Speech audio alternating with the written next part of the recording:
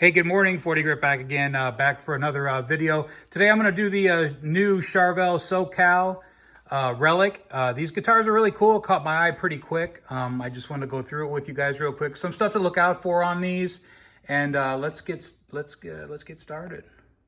So as with any guitar, I usually start from the headstock. What that does, that gives me peace of mind when I'm done with my setup.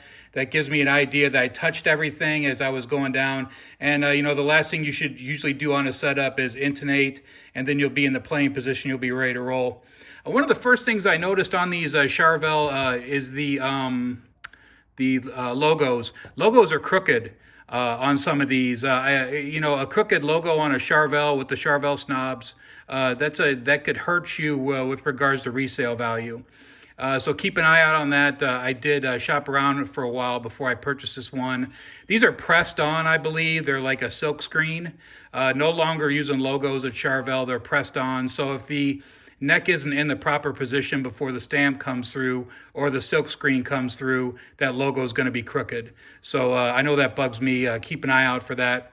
I do run the balls through the tuners. I know that some people don't like doing that. That's something I learned when I was extremely young. Back in my Detroit days, I used to run those through because if we broke the string, we could put as much string on the tuner. We could just roll off on the tuner, and then we had some extra string there, so we didn't have to replace the whole string. I have replaced the nut on this. These come with the Floyd Rose 1000 nut. I did put an original Floyd nut on this. I believe I replaced the string tree as well. This is all stuff that I do just because I'm kind of snobby about certain stuff. So some quick upgrades there on that. Tool pack was installed. That's a must on these. Again, just like the EVH that I did yesterday, when you start drilling on these, you're going to realize that these necks are colored. Be very careful with regards to any quad zero steel wool or any kind of sandpaper that you're running on these, because you'll run into problems. Coming down the neck, you have a nice Pal Faro fretboard on these. Nice rolled edges, as always with Charvel. I'm a big Charvel fan. 2 1/4 neck pocket. Wider neck, which gives you some meat on each side of the fretboard after your string. Always check your string alignment too. That's one of the things that I'm particular to, making sure my string alignment is even on both sides of the fretboard. This one looked good. Coming onto the body, I remember when Jordan Ziff did the demo on these. One thing that kind of struck me was the relicing on the Seymour Duncan logo.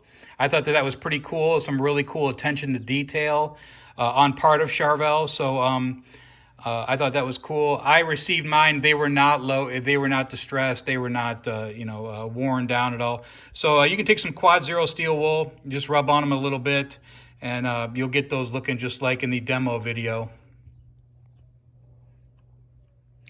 Replaced the original bridge with a Floyd Rose original. I had some of these 1984 bridges in stock here at the house, so I went ahead and swapped it out. Not that I'm a snob to the 1000, because I'm not. Actually, the 1000 is a very good bridge. If you're not familiar with the Floyd Rose 1000, those are going to be made in Korea to Floyd Rose spec. So basically just the same as a Floyd Rose, but made in Korea.